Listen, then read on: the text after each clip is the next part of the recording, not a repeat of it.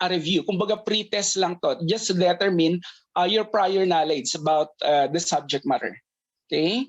Next, please. So we have number 3. When little Sophia behaves well so that she could get a star from Teacher Ness, little Sophia falls under which level or states of Kohlberg's moral development theory? So the choices are A, conventional for social approval, letter B, pre-conventional for mutual benefit, letter C, pre-conventional out of fear or out of the teacher, and letter D, post-conventional for social contact of the common good. Let me see. Answers.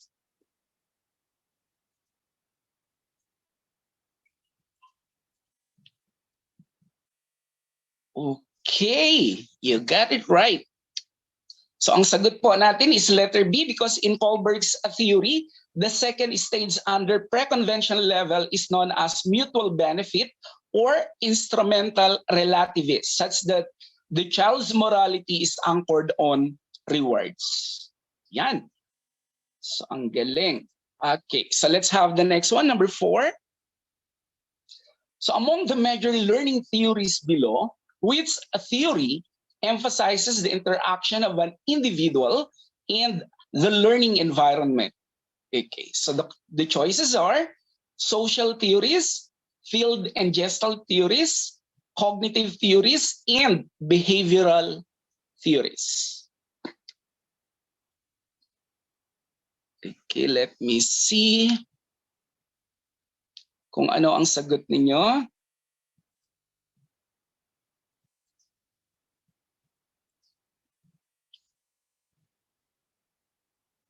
Sagot. Oh, okay, let me see. Okay, so let's have the analysis.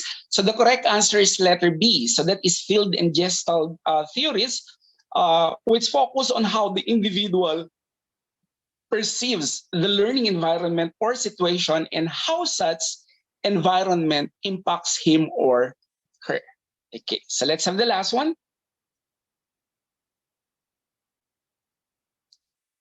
Okay, so the last one is Ryan gets a lot of pleasure from working.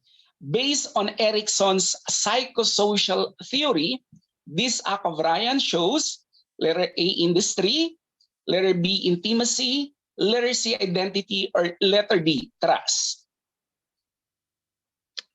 Answers? Let me see. Okay. Ayun. Oh. Okay, so majority got it right. The correct answer is letter A. Industry, as defined by Erickson, is the feeling of competence or achieving mastery in a specific skill. So one is said to be industrious when he gets a great deal of pleasure from working. So the correct answer is letter A. I think majority of you got this correctly. Okay. So next slide, please. So let's proceed with the basic concepts. So actually I have terms here that are used in our discussion later. Okay, so let's have the first one.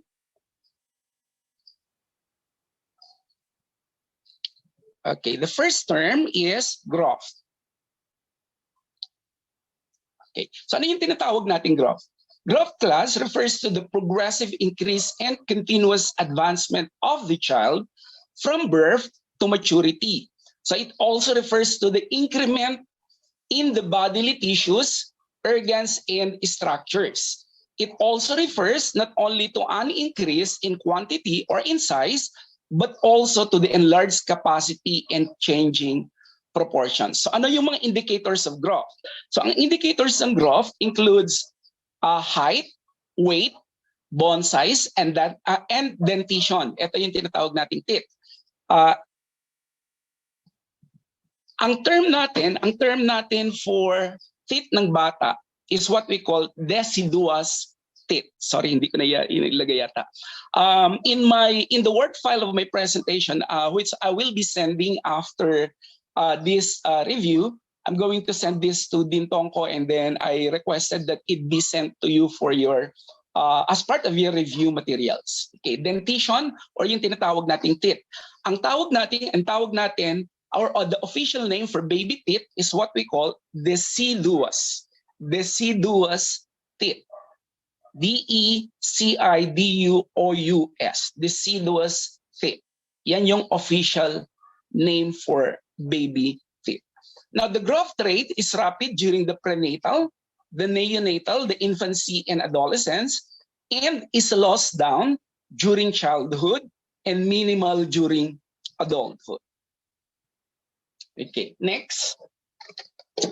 Next is development. So when we say development, it refers to the gradual, and orderly unfolding of the characteristics of the individuals as they go through the successive stages of growth. So ano yung mga types ng tinatawag nating development? Sorry. Din medyo mainit yung pakiramdam ko. So naano sa aking boses. Okay, anyway, I hope I'll be able to pull through with this review. Let's have the physical development. So kapag sinabi natin physical development, this encompasses different tasks and abilities like running, holding a pencil, and drawing. It also includes the development of the brain. So yan yung tinatawag nating physical development. The next one is what we call cognitive tasks. When we say cognitive tasks or cognitive development, it talks about how children think, reason, use language, and process information. Okay. The third type is what we call social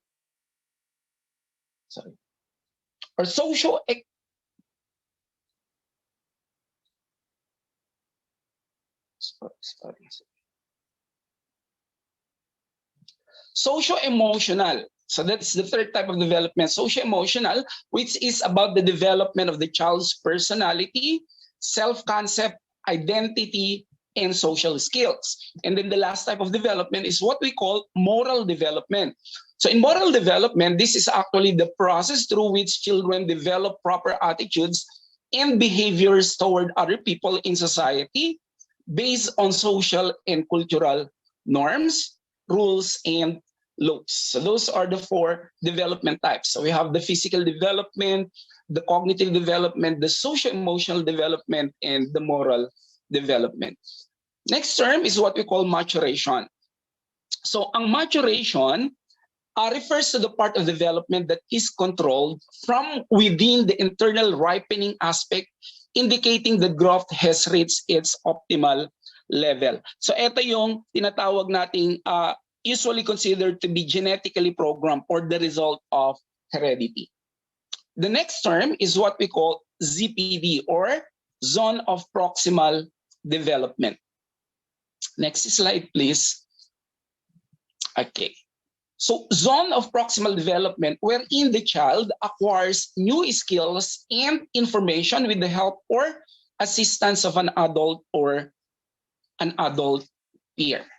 So mamaya I will be discussing more on ZPD. Heredity. So this is actually the process of transmitting biological traits from parents to offspring through genes, the basic units of heredity. Accounts for why offspring look like their parents. Ang next term natin is what we call environment. Ang environment refers to the surrounding condition that influences growth and development. So this includes family. So kapag sinabi nating family, this is the basic institution for the child's development that provides the child with affection, sense of belongingness, and validation. So ang family, it can be nuclear or yung tinatawag nating extended. So kapag sinabi nating nuclear, in the presence of a couple and children, kapag sinabi nating extended, combination ng nuclear and other close relatives. Okay, so nuclear or extended. So that's family. The second basic social unit is what, of course, is of course the school. So this is the second home of our students or learners. So this is an institution for the continuation of a child's learning in the development of his mental, social, and affective skills. The third basic social unit is what we call peer group. So ang peer group is composed of members who share certain social characteristics such as age, class, occupation, or education with a particular child, and is very important in the socialization process as the individual attempts to conform to the expectations of the peer groups. And then the last one is what we call neighborhood. Yung neighborhood is the community within a town or city where the individual resides. Okay. So the next term is theory. Ang theory, so these are actually, syempre, meron kayong thesis writing dati or methods of research. And emphasize sa inyo yung tinatawag natin theoretical frameworks or yung mga formal theories na tinatawag natin. Yung iba, tinatawag din itong, meron din connotation to na personal theory. Okay, so when we talk of theory, these are ideas based on observations and other kinds of evidence that are organized in a systematic manner. So these are actually used to explain and predict the behaviors and development of children and adults. And then we have the ethological theory. So when we say ethological theory, the views development in terms of evolutionary concepts. Then we have attachments. Next slide, please. Okay. So ano yung tinatawag nating attachments? Ang attachments refers to the emotional bond to another person. Lasting psychological connectedness between human beings. It can also be an innate human survival mechanism or a control system that achieves these specific goals. So anong purpose nito? Helps the infant maintain proximity or closeness to the caretaker, provides the young child with security as a base from which to explore the world, helps the child regulate his or her emotions. So it was actually John Bowlby who focused on how attachment difficulties were transmitted from one generation to the next. Next is what we call psychosexual theory. So ang psychosexual theory, this is actually based on Sigmund Freud's theory of personality development that focuses on the changing set of sensual pleasure of the individual. So mamaya I will be discussing to you the different psychological or developmental theories. So this is just a prelude to our discussion later. Okay, next is what we call psychosocial theory. Kapag sinabi nating psychosocial theory, this is actually based on Erik Erikson's theory of personality that focuses on the individual's interaction with society. And then we also have ecological theory. So ang ecological theory is based also on Yuri Bronfenbrenner's theory of development, in that the process is a joint function of the person and all levels of the environment. So we have the cultural theory of Lev Semanovich Vygotsky. So kilala niyo naman siguro si Lev Vygotsky. Ang belief ni Vygotsky is that, or the sociocultural theory is that the child is socially dependent at the beginning of his cognitive life. Development is concerned as dependent on social interactions. Sociocultural theory views human development as a socially mediated process in which children acquire their values or their cultural values, beliefs, and problem-solving strategies through collaborative dialogues with more knowledgeable members of society. And then we have the environment system. In the environment system, we have the microsystem, we have the mesosystem, the exosystem, and the macrosystem. The microsystem is, of course, the setting in which the individual lives. The mesosystem is the relations between the microsystems or connections between contexts. The exosystem, when experiences in another social setting in which the individual does not have an active root influence on what he or she experiences in an immediate context. And macro system involves the culture in which individuals live. And when we say culture, it refers to the behavior patterns, beliefs, and all other products of a group of people that are passed on from generation to generation. And the last one is the chronosystem. This is the patterning of environmental events and transitions over one's lifespan, includes socio-historical circumstances. Let me see. Okay. Okay, so are you still with me? So I would like you to key in your favorite sports. Okay. Sige po, let me see.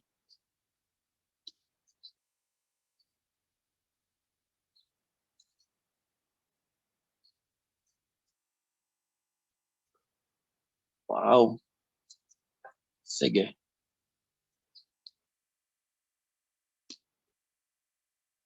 So this is just to determine if everyone is still alive, or baka mamaya natutulog kayo while hearing my lecture. Ayan.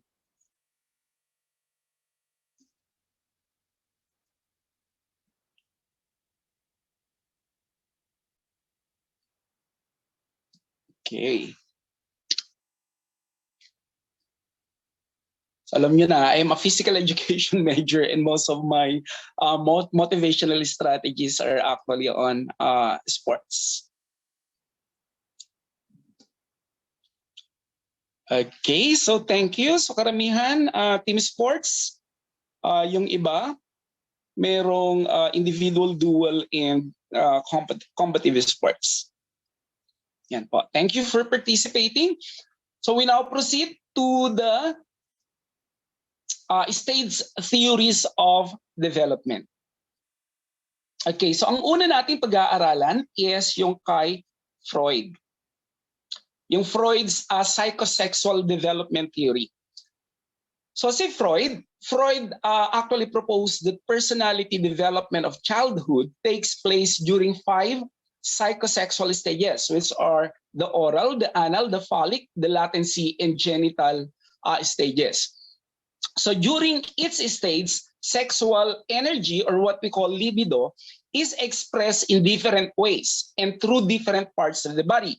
So these are called psychosexual stages because each stage represents the fixation of libido, or what we call roughly translated as sexual drives or instincts on a different area of the body. So as a person grows, certain areas of their body become important as sources of potential frustration, or yung tinatawag nating erogenous zones, pleasure, or both.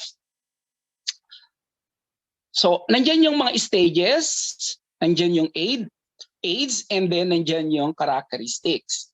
Okay, so let's have the first one, which is the oral stage. So this is from birth to 1 year. So ang center of pleasure dito is the mouth. Okay, so infants derive much pleasure in sucking, so fingers, toes, nipples, chewing, spitting, and biting. So infants learn about their environment by such activities involving the mouth. So when an infant experiences frustration in not being able to meet needs through oral activities, the needs may continue to resurface at a later period in life in such form as eating or smoking. Okay, so ang primary need dito is security, and ang major conflict nito is winning. Okay, so the next stage is what we call the anal stage. So this is from 1 to 3 years of age. So ang source of pleasure is the anus and bladder, sensual satisfaction, and self-control. Attention is directed to the anal region as the sphincter muscles. So kapag sinabi natin sphincter muscles, can you imagine your sphincter muscles? So ito yung muscles around the opening of the anus. So attention is directed to the anal region as the sphincter muscle begin to mature. So parents put emphasis on toilet training. So parents' over attention or lack of attention to children's toilet training may be the cause of problems associated with fixation of development. So ang major conflict nito is toilet training. Ang next stage is the phallic stage, which is from 3 to 6 years. So ano yung center of pleasure nito? So ang center of pleasure nito are associated or activities associated with stroking and manipulating their sex organs. So si Freud, Freud's view was that 4-year-old children have matured enough to the point that their genitals have become an interesting and sensitive area of the body. So this is the stage where boys experience the states of what we call Oedipus complex. Kasama po ba dyan? Yeah. So this is the stage where boys experience the state of what we call Oedipus complex, or young boys experience rivalry with their father for their mother's attention and affections and regard father as a sex rival. And eto naman yung sa babae and girls experience what we call the state of Electra complex. Sees the mother as a rival for father's attention. That is in the phallic stage. In the latency stage, so that is 6 to 12 years old. So dito, ang child's instincts are relatively calm and continue until puberty. Ang focus of child is on schoolwork and vigorous play that consume most of his physical and psychic energy.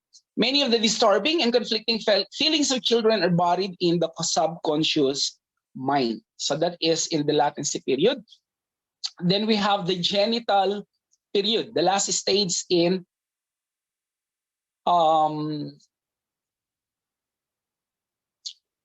Freud's theory of psychosexual development. So sa genital stage, so this is from 12 years onwards. So this is actually the longest and lasts from puberty to old age. The aim of the sex instinct is already reproduction.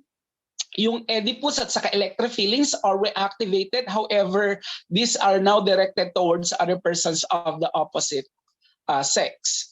Energy directed towards full sexual maturity and function and development of skills to cope with the environment. So those are the different stages in Freud's psychosexual theory. The next is what we call yung Erik Erikson's stages of psychosocial development theory. Yan. So si Erikson's the Erikson's theory or Erikson's theory described the impact of social experience across the whole lifespan. Erikson was interested in how social interaction and relationships played a role in the development of growth of human being. So nandiyan yung mga stages, nandiyan yung age, nandiyan yung central task, nandiyan yung positive resolution, and then nandiyan din yung negative resolution. Sa infancy, this is from birth to 1 year. Ang central task niyan is trust versus mistrust. Ang positive resolution niyan is learn to trust others, and the negative resolution is mistrust, withdrawal, and estrangement. The next is early childhood. So sa early childhood, it is 1 to 3 years. Ang central task is autonomy versus shame and doubt. So ang positive resolution, self-control without loss of self-esteem, ability to cooperate, and express oneself. And the negative resolution is compulsive, self-restraint, or compliance, willfulness, and defiance. Sa late childhood, so this is from 3 to 6 years, ang central task nito is initiative versus guilt. Learns to become, yung positive resolution niya, learns to become assertive, ability to evaluate one's own behavior. Ang kanyang negative resolution, lack of self-confidence, pessimism, fear of wrongdoing, over-control, and over-restriction. Sa school age, so this is actually from 6 to 12 years, ang central task is industry versus inferiority. Learns to create, develop, and develops a sense of competence and perseverance, Parents, teachers who support, reward, and praise children are encouraging and helping children develop their sense of industry. A negative resolution, loss of hope, sense of being mediocre, withdrawal from school and peers. Those who ignore, rebuff, deride their effort are strengthening feelings of inferiority.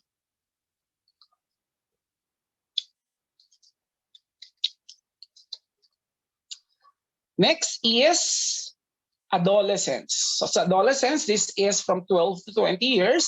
Ang central task is the identity versus role confusion. So coherent sense of self, plans to actualize one's abilities, seeking to find an identity. Adolescents try on many new roles.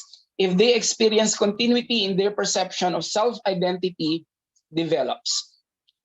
Ang negative resolution, feelings of confusion, indecisiveness, and possible antisocial behavior. When the adolescents fail to develop a sense of identity, he or she experiences role confusion or negative identity.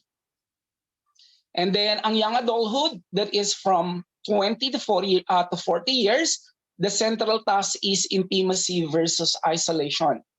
Intimate relationship with another person, commitment to work and relationships.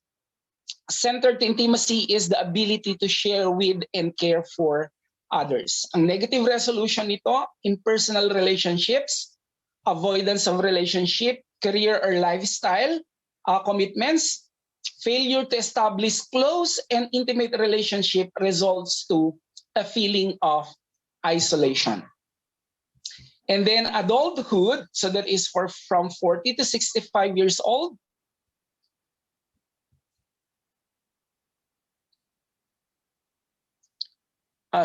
Next slide po, please. Sorry. Yeah. So ang adulthood, that is from 40 to 65 years old. So this is, the central task is generativity versus stagnation. The positive resolution, creativity, productivity, concern for others. While the negative resolution, self-indulgence, self-concern, lack of interest, and commitments. And then the last stage is what we call maturity. So sa maturity, this is from old age to death.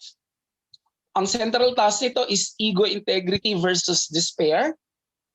Ang positive resolution nito is acceptance of worth and uniqueness of one's own life. And of course, acceptance of death. So whether we like it or not, death is inevitable. Okay? Sense of loss and contempt for others. The next theory is Havig-Hurst's development stage and task. Next slide po, please. Okay. So si Havig-Hurst theory, or the Havig-Hurst theory, defined development stages and tasks pertaining to each stage. So this mirrors the work of Piaget and Erikson, who also identified the stages of development and what each children achieve at different ages. So within each age is a list of tasks that the individual feels that they must complete.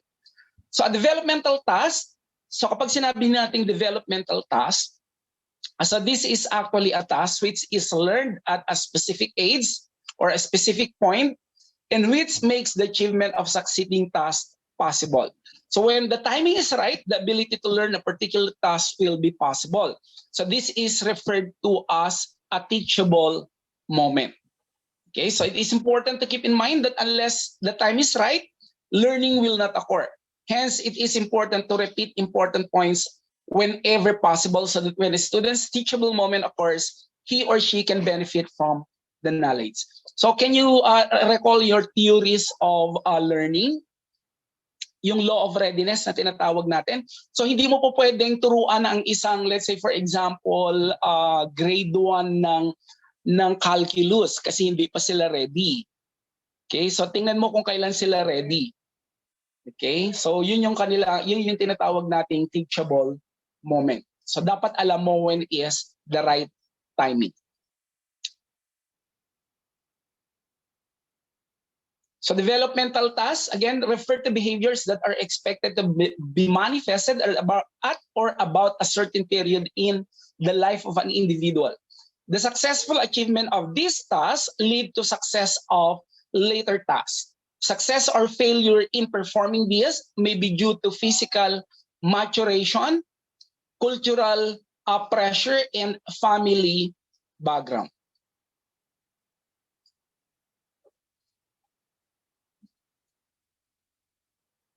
Okay.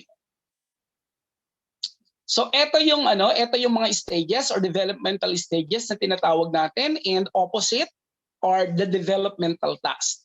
So from infancy versus early childhood. So that is from 0 to 6 years.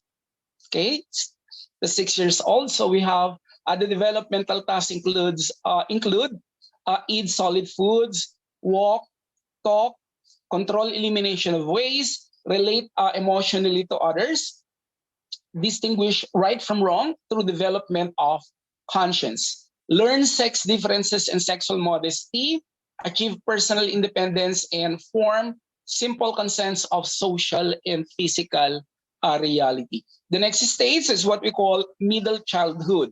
So sa middle childhood, this is from 6 to 13 years old. So ang kanyang developmental task, learn physical skills required for games, build healthy attitudes towards oneself, learn to socialize with peers, learn appropriate masculine or feminine role, gain basic reading, writing, and mathematical skills, develop concepts necessary for everyday living, formulate a conscience based on a value system, achieve personal independence, and develop attitudes towards social groups and institutions. And then we have the next stage is, or developmental stage is adolescence. So that is from 13 to 18 years old. Ano ang kanyang mga developmental tasks? So establish more mature relationships with same age individuals of both sexes, achieve a masculine or feminine social role, accept own body, establish emotional independence from parents, achieve assurance or economic independence, prepare for an occupation, prepare for marriage and building a family, acquire skills necessary to fulfill civic responsibilities, and develop a set of values that guides behavior. The next developmental stage is early adulthood. So this is from 19 to 30 years old. So ano ang kanyang developmental task? Ang developmental task niya is to select a partner, learn to live with a partner, start family, manage a home, establish self in a career or occupation, assume civic responsibilities, and become part of a social group. So I think ito na yung stage ninyo, yung early adulthood. Ang middle adulthood, that is 30 to 60 years old. So ang kanyang developmental tasks include fulfill civic and social responsibilities, maintain an economic standard of living, assist adolescent children to become responsible, happy adults, relate to one's partner, adjust to physiological changes, and adjust to aging parents.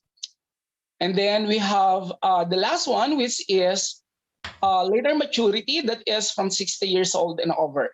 So ang kanyang developmental tasks adjust to physiological changes and alterations in health status, adjust to retirement and altered income, adjust to death of a spouse, and develop affiliation with one's age group, meet civic and social responsibilities, and establish satisfactory living arrangement. Now, if the child completes the correct task in the correct time frame, they will feel happy and accepted by society. So failing to complete this task, yung developmental task na binanggit ko kanina, will make the individual unhappy and out of place in the society. So yun yung feeling ng isang individual kapag kapag failure siya or he failed to complete this developmental task. Okay. Before I'm going to continue, again, please key in your favorite flavor of ice cream? Ano lang ako? Iinom lang ako ng konti ng tubig. Wow! Kakagutom naman. Sige, while you are keying in your favorite ice cream, iinom lang ako saglit.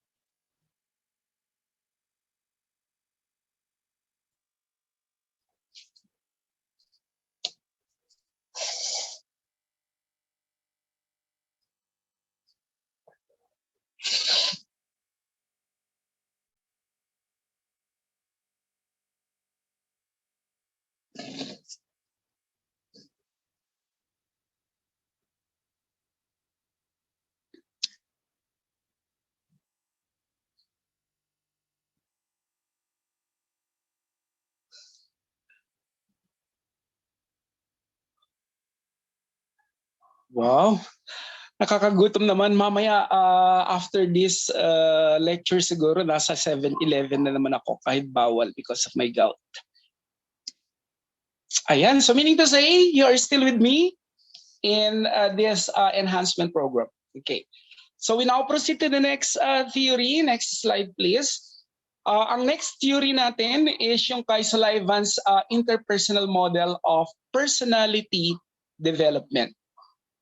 Now, ano itong tinatawag nating interpersonal model of personality development by Sullivan's? The theory of personality developed by Harry Stack Sullivan, which is based on the belief that people's interactions with other people, especially significant others, determine their sense of security, sense of self, and the dynamisms that motivate their behavior. Mamaya doon sa, ayan, makikita nyo mamaya dyan, papaliwanag ko sa inyo kung sino yung significant other. Siguro kung may significant others at this point in time, at a certain stage of the development of the child, meron siyang significant other na tinatawag natin. Okay? So, a sense of self and the dynamisms that motivate their behavior. Sullivan considered an understanding of the course of human development to be essential to understanding individuals. He described 7 developmental epochs, such as infancy, childhood, the juvenile era, the pre-adolescence, the early adolescence, and late adolescence and adulthood.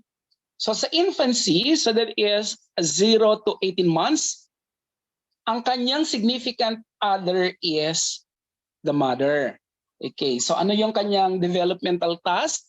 Oral gratification, anxiety first, of course. So ang interpersonal process nito is tenderness. Ang learnings nito is good and or bad. Okay, ang next stage is yung childhood. So that is from 18 months to 6 years. So sino ang significant other nito? So ang significant other ng childhood is of course the parents. Okay, ang developmental task nito ay delayed gratification. Ang interpersonal process nito is imaginary or playmates. ang learnings nito ay syntaxic or yung tinatawag nating language. The next is the juvenile era. So this is, the juvenile era is from 6 to 9 years old. Ang significant other nito, of course, alam nyo, playmates. Okay. Ang developmental task nito ay forming peer or relationship. So the interpersonal process is living with peers, and ang learnings nito ay competition, compromise, or cooperation. The next, yes po. The next stage is, yes po. Pardon? Ano po yun? Any question po? Or ano lang, background lang. Okay. So ang next natin is the pre-adolescence. The pre-adolescence stage is from 9 to 12 years. So sino yung ano natin? Sino yung significant others natin dito? Sa pre-adolescence. A single chum. Okay? Ang ano nito, ang developmental task nito ay same-sex relationship. Okay. I do not know kung meron na kayong significant other, no? Or jowa, ganun. So ang interpersonal process nito is intimacy. Ang learnings nito ay affection and respect. And then we have the early adolescence. So this is from 12 to 14 years old. Several chums or friends, no? Ang ano nito, ang developmental task nito is opposite sex relationships. Ang interpersonal process is intimacy and lust. And ang learnings nito ay balance, security, operations. And then we have the late adolescence, so that is 14 to 21 years. Ang significant other niya na rito ay your lover. Okay? So ang developmental task nito, ang pabalik po, is self-identity is developed. Ang interpersonal process nito ay fusion of intimacy and lust, and ang learnings nito ay discovery of self and world. Okay. So that's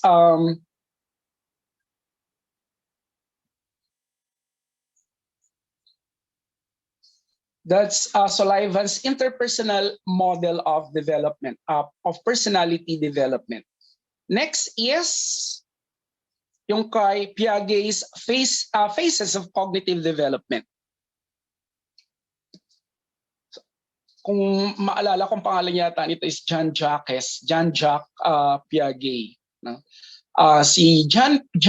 We pronounce it Jean Piaget's theory of cognitive development suggests that children move through 4 different stages of mental development.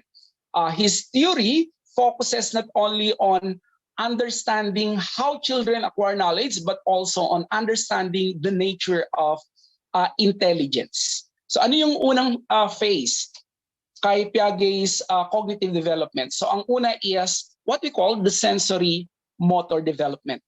Sensory motor. So this is from birth to 2 years. Okay, so nandiyan yung description. So in the sensory motor, use sensory and motor capabilities to explore and gain a basic understanding of the environment. Okay. At birth, they only have innate reflexes with which to engage the world. By the end of the sensory motor period, they are capable of complex sensory motor coordination. Infants learn that objects continue to exist when they are out of sight. Ito yung tinatawag nating object permanence. And begin to internalize behavioral schemata to produce images or mental schemata. So take note of the word object permanence. Later, doon sa exercises na ibibigay ko sa inyo or i-share ni din sa inyo at the end of this lecture, isa yung tanong is on object permanence na tinatawag natin. Okay. Under the sensory motor, meron tayong tinatawag na stages. So ito yung stage 1, yung use of reflexes. Ayan. Sa use of reflexes, so this is from birth to 1 month. So movements are primarily reflexive dito sa stage na to. Sa stage 2 naman, primary circular reaction. So this is from 1 to 4 months. Perceptions center around one's body. Objects are perceived as extension of the self. And then ang stage 3 natin, this is the secondary circular reaction. So ito yung from 4 to 8 months. So kung may mga kapatid kayong mga toddlers, no? Pwede niyo silang i-observe yung kanilang mga sensory motor, no?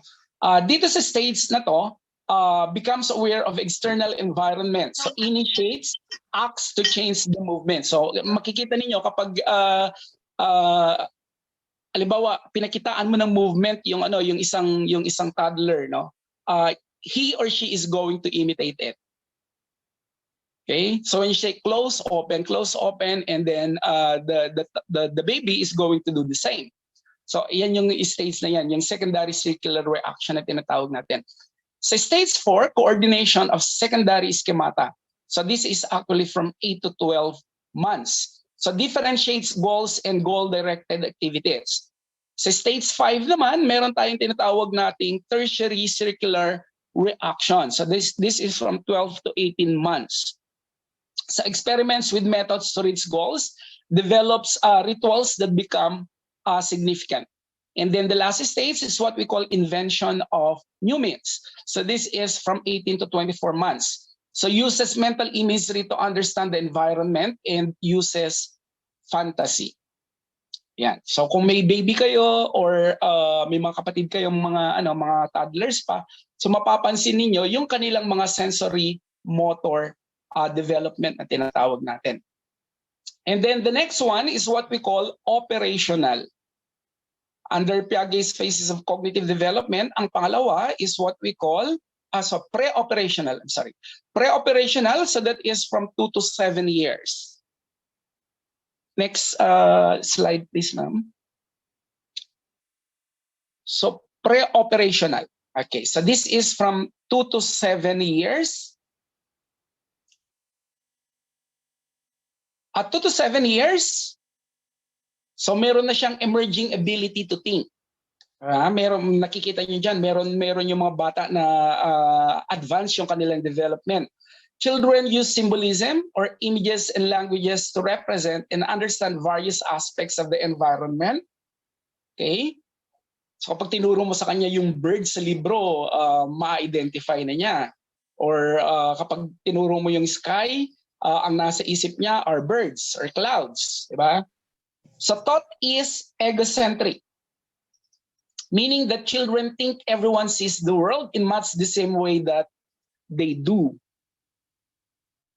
Children become imaginative in their play activities. So they gradually begin to recognize that other people may not always perceive the world as they do.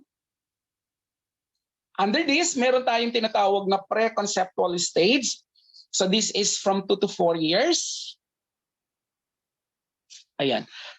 So thinking tends to be egocentric and exhibits use of symbolism. In the intuitive stage, so this is from 4 to 7 years, unable to break down a whole into separate parts, but is able to classify objects according to one trait. The next is what we call concrete operations. So sa concrete operations, this is from 7 to 11 years. Dito, children are no longer fooled by appearances. By relying on cognitive operations, they understand the basic properties of and relations among objects and events in the everyday world. So able to solve concrete or hands-on problems in logical fashion, understand laws of conservation and are able to classify and seriate, understand reversibility. Yeah. Becoming much more proficient at interfering with motives by observing others' behavior and the circumstances in which it occurs. And then the last stage is what we call formal operations. So formal operations, this is from 11 years and beyond. 11 years and beyond. So dito, they're able to solve abstract problems in logical manner, becomes more scientific in thinking. Okay? Logical thinking is no longer limited to the concrete or the observable. So children enjoy pondering hypothetical issues and as a result, may become rather idealistic. So ganyan talaga yung characteristics ng mga bata. Even you, nagiging idealistic kayo, no? Pero at the end of your pre-service education, mag-iiba na yung pananaw ninyo sa mundo. So hindi na kayo magiging idealistic. Ganyan din ako when I graduated. Sa akin kung ano yung what is right is right. No? Kung black is black. So I don't associate it with white. Pero ngayon, medyo makikita mo na yung mundo sa ibang aspeto nito. So hindi ka na nagiging idealistic. So capable of systematic deductive reasoning that permits them to consider many possible solutions to a problem and pick the correct answer. Okay, so these are Piaget's phases of cognitive development. Next theory is yung kay Kohlberg's. So I think aware kayo dito si theory ni Kohlberg's. Kohlberg's stages of moral development. So si Kohlberg's theory of moral development is a theory that focuses on how children develop morality and moral reasoning. So Kohlberg's theory suggests that moral development occurs in a series of 6 stages. The theory also suggests that moral logic is primarily focused on seeking and maintaining justice. So meron tayong tinatawag nating level 1.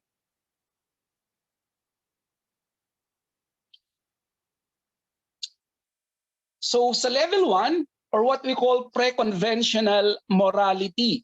So this is from 0 to 9 years. Hindi ata nakasama sa akin. Anyway, I will be forwarding this to you. So yung level 1 is what you call the pre-conventional morality. So this is from 0 to 9 years. So this is actually typical of children up to age 9, called pre-conventional because young children do not really understand the conventions or rules of society. So often manifested by avoiding punishment and receiving benefits in return. So under the level 1 or the pre-conventional morality, meron tayong dalawang stages. So yung mga stages ito include punishment obedience, orientation. So this is from toddler to 7 years. Okay. So the physical consequence of an action determines goodness and badness. Diba? So maalala niyo yung nag-viral sa TikTok, yung lumunok siya ng chewing gum and then iyak siya ng iyak. Okay, so that went viral, no? Di ba yung mga bata kapag sinasaway natin, sinasabihan natin sila na this is wrong, they believe it is wrong, no? So those in authority have superior power and should be obeyed. Yan. So importante yung role ng mga magulang dito in shaping the morality of young children. So kailangan at an early age, develop na ito sa kanila. So alam na dapat nila kung ano ang tama at saka mali. Punishment should be avoided by staying out of trouble. Ayan, 'di ba? So usually sinasabi ng ating mga parents, kapag kapag gumawa ka ng hindi maganda, hindi kita bibilhan ng candy. Ayan. O kaya makakatikim ka sa akin. Ganun yung mga magulang natin pag gano'n. But definitely sa bata, they avoid punishment, no? They would and certainly avoid punishment, and they do this by staying out of trouble.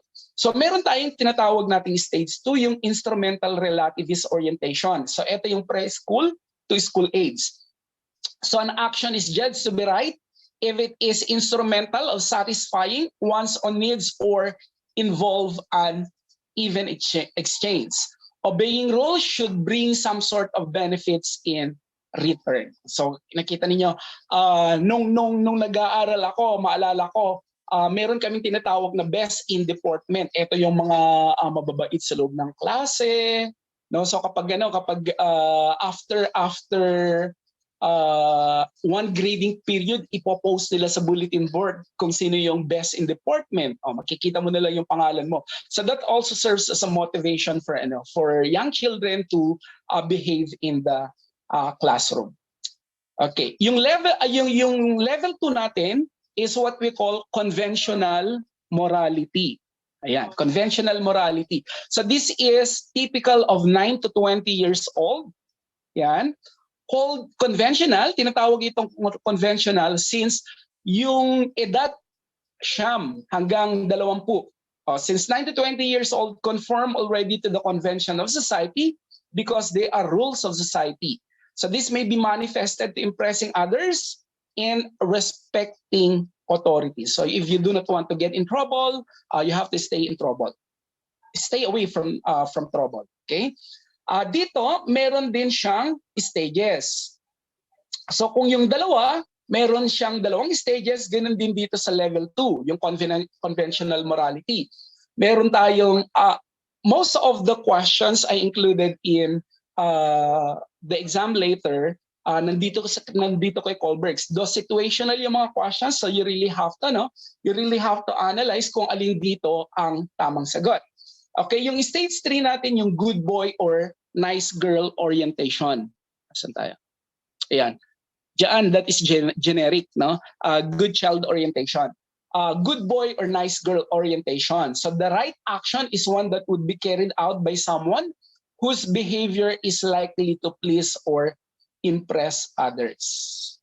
Yeah. Sa stage 4, meron tayong tinatawag na law and order orientation. So to maintain the social order, fixed rules must be established and obeyed. It is essential to respect authority. Ayan.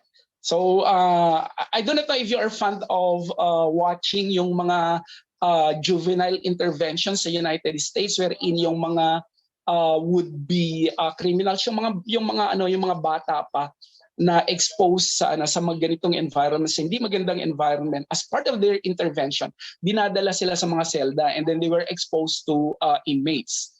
And then the inmates in return, ine-educate naman nila itong mga batang ito, itong mga delinquents or juvenile delinquents na ito para hindi sila lalong malugmok sa gulo or sa so this is in this states wherein we'll have to abide the rules and regulations, the laws especially, no, para to stay away from trouble. Yan. And then the last is what we call post-conventional morality. So this is actually after age 20. This is usually reached only after age 20 and only by a small proportion of adults. Bakit ito tinatawag na post-conventional? This is called post-conventional level because the moral principles that underlie the conventions of society are understood. So manifested through mutual agreements and consistent principles. And then we have also 2 stages under level 3. So we have the social orientation. So rules are needed to maintain the social agreement. At the same time, the rights of the individual are understood. Okay? And then stage 6, universal ethical principle orientation. Moral decisions should be made in terms of self-chosen ethical principles. So once principles are chosen, they should be applied in consistent ways. So kailangan consistent ka in applying these principles throughout your life.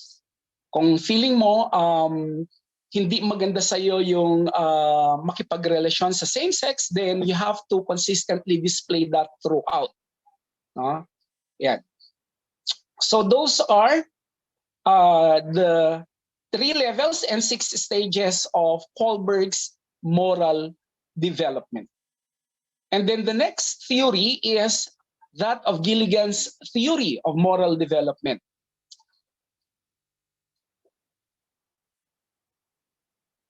Yung kay Gilligan's kasi, ang focus nito more sa mga babae. No? Itong Gilligan's theory of moral development.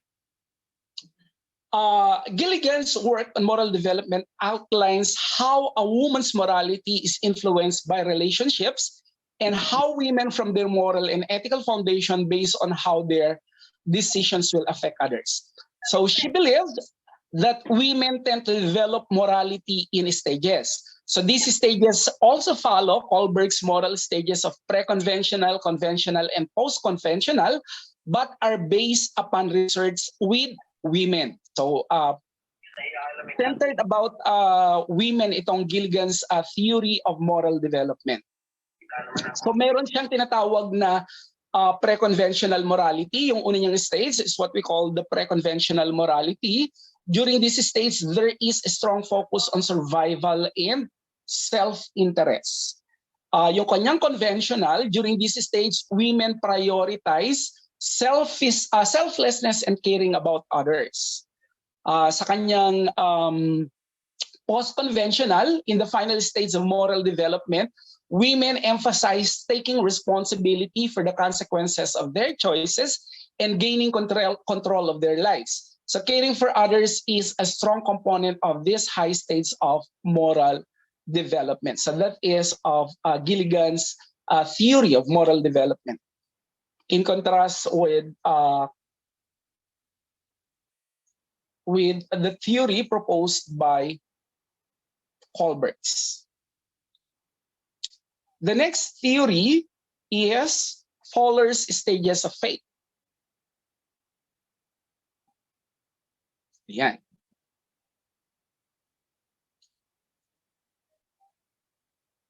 Saglit lang po.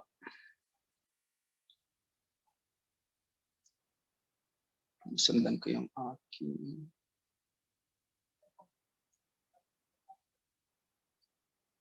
Okay. So in your screen are the 6 stages of faith development by Fowler's. Ang Fowler's theory centers on the idea of individuals possessing belief systems that develop as they move through life. So it is able to provide insight as to how faith is acquired, maintained, and altered. So sa stage 0, so this is what he calls primal undifferentiated faith. So this is ages birth to 2 years. So this stage is very much like Erik Erikson's first stage of trust versus mistrust. So here the baby acquires experiences from the outer environment that either instill in him a feeling of trust and assurance. So that is from being comforted, living in a secure and stable environment, and experiencing a sense of consistency and care from parents. So these personalized experiences, according to Fowler, essentially translate into feelings of trust and assurance in the universe and harmony with the divine. So conversely, experiences of parental or environmental neglect and or abuse at these states of development can result in the formation of feelings of mistrust and fear with respect to the universe and the divine, sowing the seeds for later doubt and existential angst. This stage also compares with John Piaget's sensory motor states of cognitive development, where thinking takes place in and through the body. So that is the stage 0. So makikita niyo dyan, no? Primal or undifferentiated faith. So that is from ages birth to 2 years. Ang stage 1, ito yung tinatawag nating intuitive project, faith. So that is from ages 3 to 7, yung stage 1 natin. So children in this stage have acquired language and the ability to work with symbols to express thoughts. Children at this stage don't develop formalized religious beliefs, but are instead affected by the psyche's exposure to the unconscious and by a relatively fluidity of patterns of thought. Faith at this stage is experiential and develops through encounters with stories, images, the influence of others, a deeper intuitive sense of what is right and wrong, and innocent perceptions of how God causes the universe to function. So this stage aligns with Piaggi's states of pre-operational thinking, lacking consistent logical mental structures. I can still remember, nung bata ako, Methodista kami kasi ang parents ko were Methodist. And then after which parang na-convert ako to Catholic. Ayan. Nag-iiba yung aking faith. So una from a Methodist to Catholic, and ngayon I even affiliated doon sa ang tawag dito, may religion akong isa na inaffiliate because of my I am very I would like to know more about religious beliefs of other people. So umanib ako sa tinatawag nating unification movement. So this is actually a religion based in Korea by Reverend Sun Myung Moon. So doon ko nakilala yung Unification Church sa tinatawag natin. Okay, sa stage 2, meron tayong mythic literal faith na tinatawag. Okay, so this is from ages 7 to 12 years. So children at this stage have a belief in justice and fairness in religious matters, a sense of reciprocity in the workings of the universe. Let's say, for example, doing good will result in a good, in good. Doing bad will cause a bad thing to happen. So yan yung paniniwala, yan yung in-instill nila sa atin dati. Kapag gumawa ka ng maganda, magiging maganda yung resulta nito. Pero kapag ikaw ay gumawa ng hindi maganda, bad thing is going to happen to you. Ito rin yung tinatawag nating anthropomorphic image of God. So let's say, for example, a man with a long white beard who lives in the clouds. Di ba?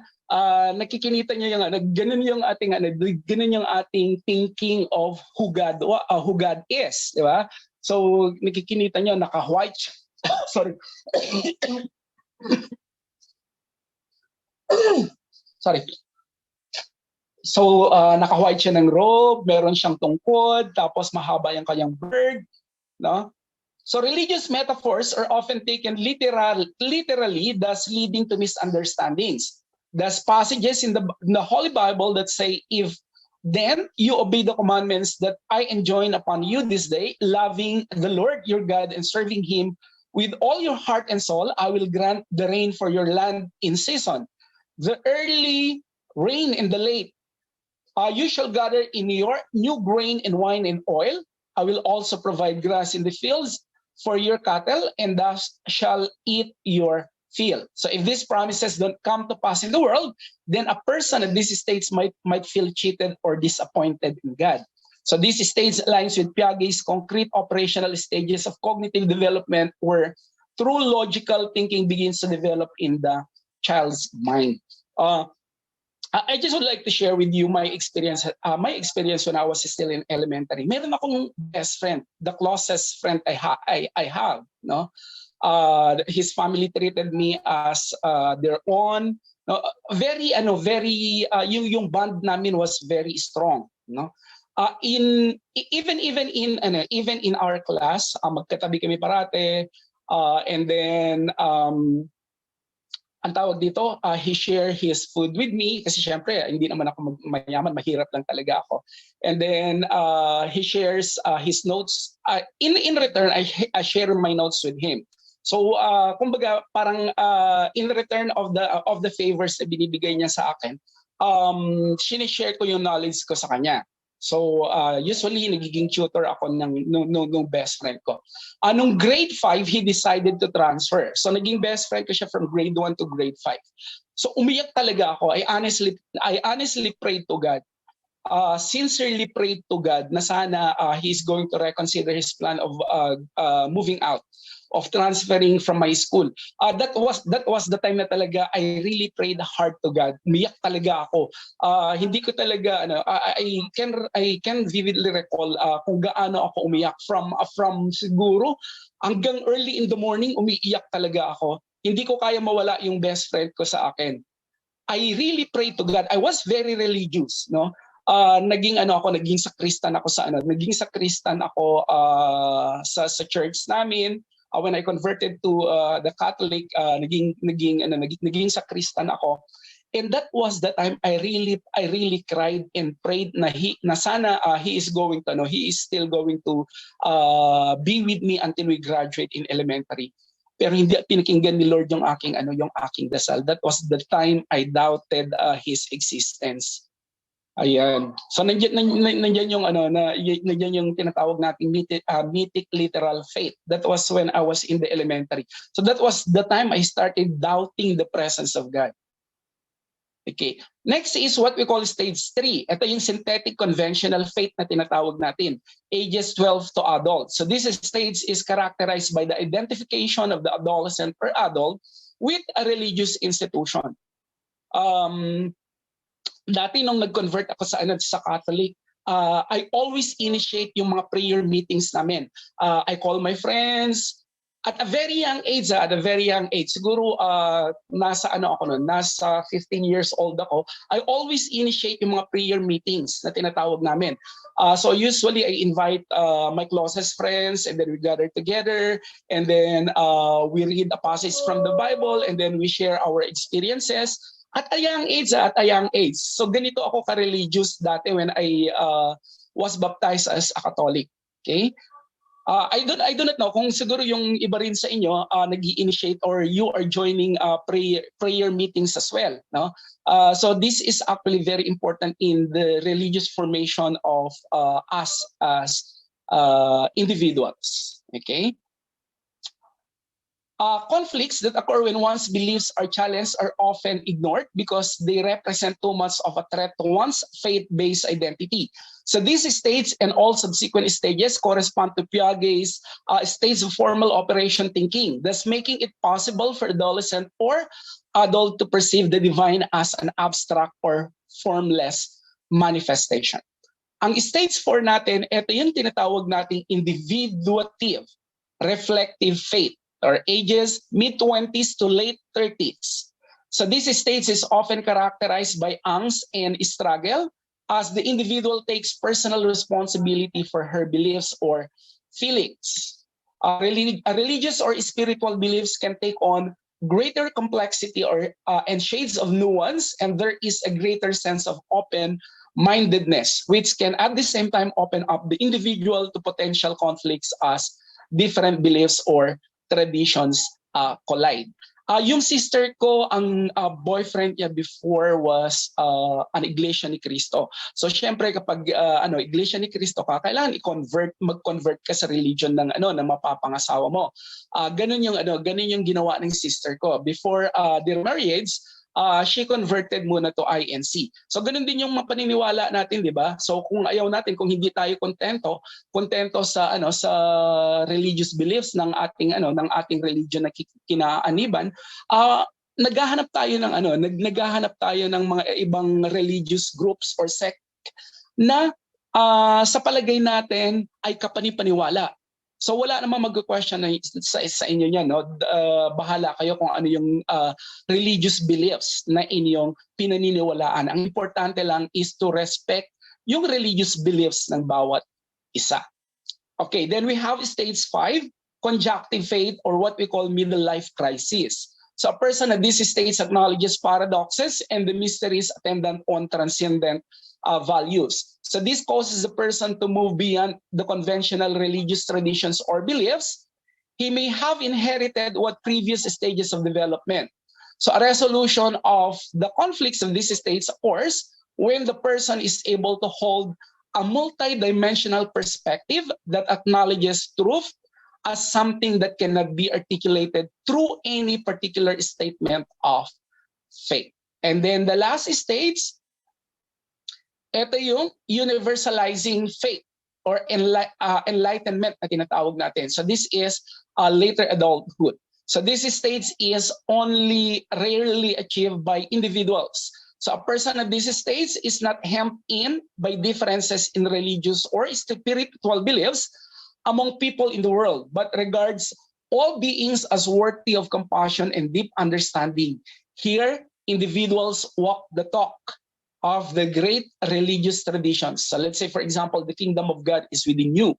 So one good example of this states in the life of an individual is the life of Count Leo Tolstoy. So I do not know if you are familiar with Count Leo Tolstoy, who in his later years emphasized the importance of equality among people, asceticism in one's style of living, and the practice of compassion for all. For example, his last novel, Resurrection, which caused him to be excommunicated from the Russian Orthodox Church. Marami naman sa mga saints natin, di ba? They were actually ostracized.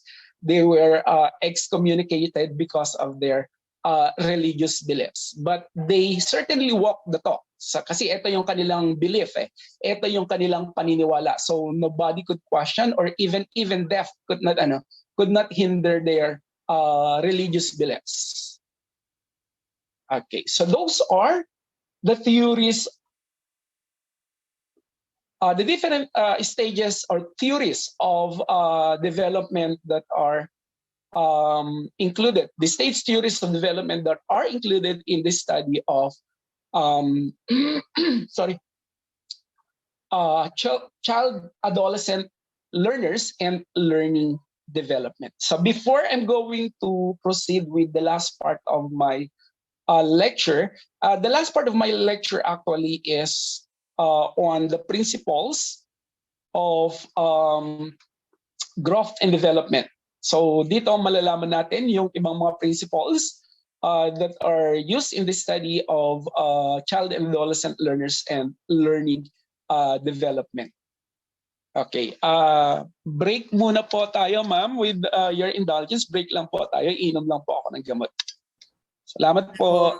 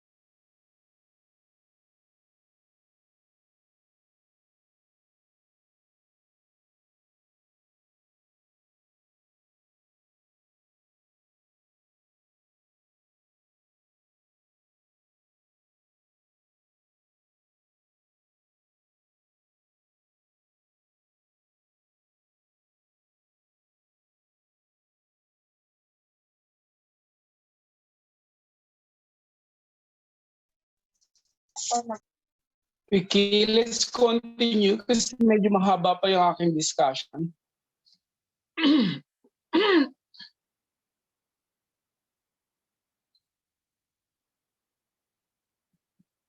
Okay, so we proceed with the different principles of growth and development. Next slide po, please.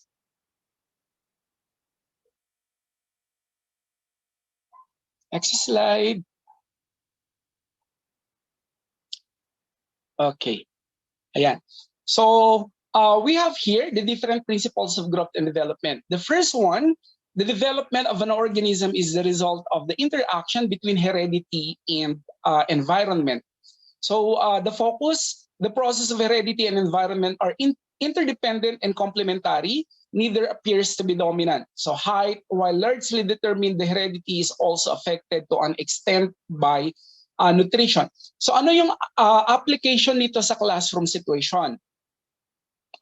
Teacher to take note or consider the family background of the child, as well as the environment where he or she is born, grew up to better understand him or her, especially his or her behavior. Yan.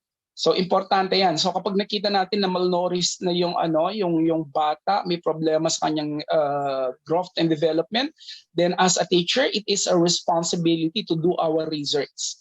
So alamin natin yung background ng bata, bakit siya ganito.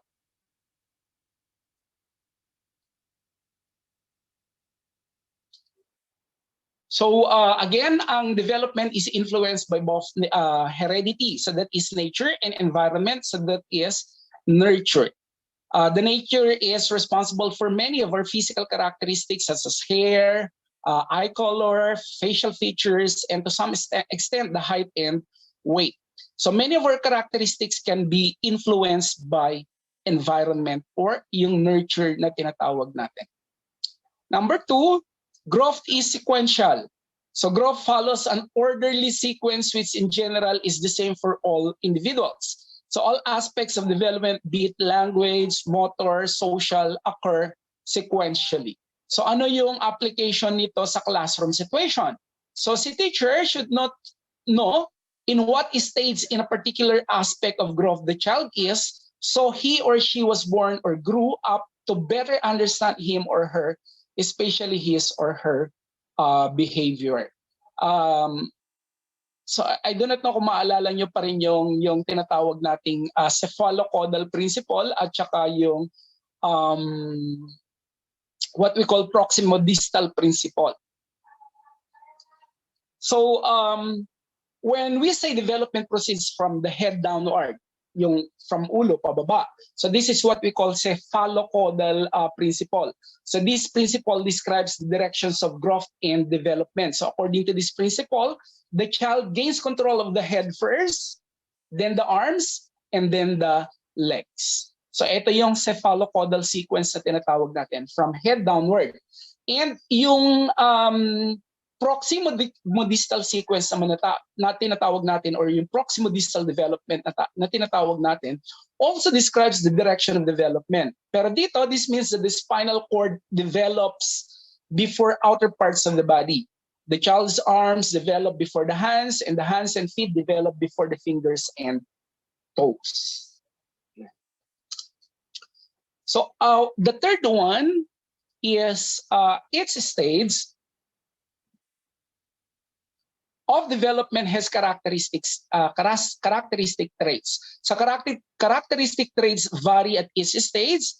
Traits become more complex as the child gets older. So ano dapat ang gagawin ni teacher? Or implication dito sa classroom? Knowledge of characteristic traits at different stages can be of considerable value for teachers in choosing the appropriate activities as well as methods of teaching. So that is why meron tayong child growth learners and learning development na subject. So dapat aware tayo at all stages of development ng isang bata para alam natin kung ano yung mga activities na dapat natin introduce sa kanila given this stage. So teacher should consider the maturity level. So that is the teacher should consider appropriate activities as well as methods of teaching at this states or in every stage of development of the child. Okay. Number 4, maturation or readiness should precede certain types of learning. So definite degrees of maturity are prerequisite to various kinds of learning. So si teacher should consider the maturity level of the child, asking him or her to do something. Forcing a child who is not mature already may lead to personality disturbances. Oh, yung kagaya ng sinabi ko sa inyo kanina na yung law of readiness. Hindi mo po pwedeng bigyan ng mga complicated na solving yung isang kindergarten or yung isang grade 1 kasi hindi pa niya kaya, yung utak niya hindi pa niya kayang arukin or unawain yung mga konsepto na gusto mong ibigay sa kanya. No? So you have to wait until he is matured enough to understand yung mga complex na problem solving na ganito. Okay? Baka mamaya magkaroon yan ng phobia or magkaroon ng phobia sa'yo. No? Yung bata kapag pinilit mo sa kanya yung mga learnings na hindi pa siya ready to absorb. Okay, number 5, the body tends to maintain a state of equilibrium called homeostasis. So there is a wisdom of the body. So it strives to preserve a constant internal environment despite changing conditions, whether internal or external. So ano ang implication nito? So teacher to be a keen observer. So she can do something when signs of uneasiness or boredom on the part of the students is shown or exhibited while he or she is teaching or observing the students do something. So importante yan. So kailangan mapagmatsyag ka as a teacher. Kasi hindi naman po pwedeng, let's say for example, bored na yung may mga students ka na bored na sa iyong klase. Baka posibleng methodical yung yung mga activities na or yung mga strategies na ginagamit mo sa kanila. Hindi na challenging para sa kanila itong mga strategies na to. So you really have to devise also, as a teacher, you really have to find ways on how you can engage the students actively. Okay? Number 6, development rates vary. The speed of development is not even. So each part of the body has its own particular rate of growth. So as a teacher, you need to understand that girls mature earlier than boys. Okay? So parati natin pinag-aaralan ito, no? Mas unang nag-mature ang mga babae kaysa sa lalaki. Growth rate may be retarded by illness and certain types of deprivation such as prolonged poor nutrition. So importante, especially if you are teaching grade 1. So nakikita mo na something is wrong with your learner or with your pupil. So kailangan maagap ka sa pag-akto.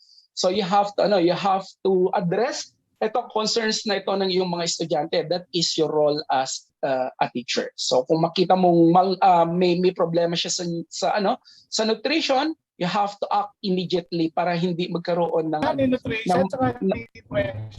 ng mas malalang problema, no? Pagdating niya sa susunod na stage na develop. Yung Muñoz, ganun din sa baba. Yung ba rin yun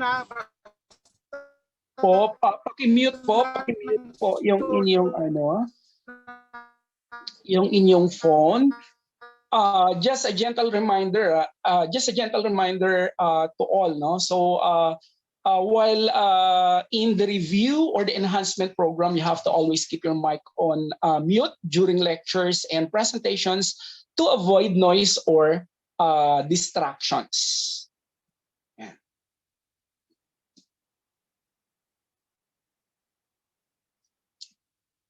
Okay, nasaan na ako?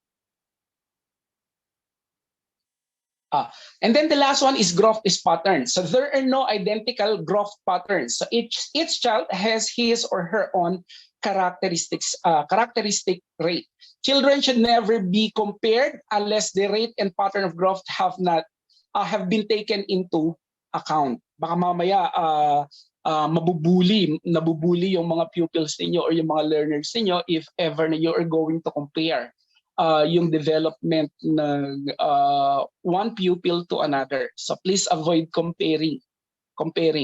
that is very traumatic on the part of the pupils or learners. Baka mamaya mag-drop na lang sila bigla sa klase ninyo kapag i-compare mo siya doon sa mga estudyante that are cognitively better, no, or physically better than them, no. So please do avoid this one, no. So again, each child is different and the rates of which individual children grow is different. So although the patterns and sequences for growth and development are usually the same for all children, the rate at which individual children reach developmental stages will be different. Oh, so aware naman siguro kayo sa tinatawag nating principle of individual differences. The idea that no two individuals are exactly the same or alike. So always remember that whenever now, if you are in the field or I understand you are having your practice teaching this semester. I hope the different principles that were introduced should be applied in your teaching. Importante yan. Importante yan na malaman ninyo as would-be teachers, and applying these principles in your classroom is also important. No? Kasi syempre we are developing you to become teachers, and in becoming effective teachers, kailangan you have to implement certain principles or principles that are to be observed in the teaching learning process. So kapag ni-apply niyo mga to, if you are able to apply these principles in your teaching, then you will become successful in the future. So always remember yung idea ng tinatawag nating individual differences. So not two individuals are exactly the same or alike. And it is a must for you to understand your learners, your pupils. So siguro yung iba sa inyo are in the elementary and some are in the secondary, pero pare-pareho dapat yung ating understanding of what we call the idea of individual differences, which is very important, which is a very important principle among us teachers. So kapag nakita mo na that there are diversities or diversity in the class, so alam mo na dapat as a teacher what strategies you are going to use in the classroom. Okay? So next are the stages of human development.